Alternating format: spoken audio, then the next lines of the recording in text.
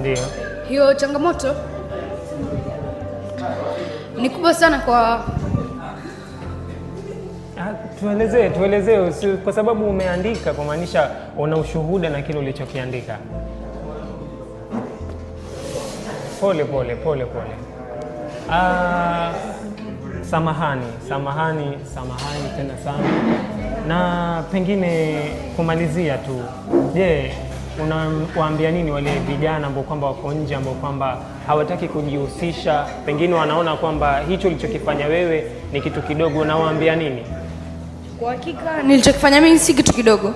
Ni kuonesha kwamba tuko na identity katika family, na sisi kama watoto tutafaa tuchukuliwe katika like to make decision in the house hivyo yani.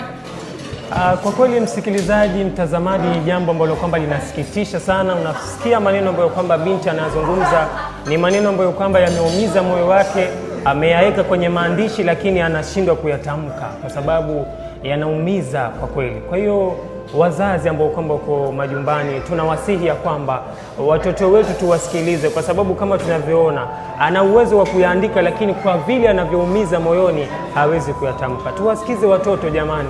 Mambo mengine ambayo kwamba yanatokea katika majumba ni sisi wazazi ndio sababu.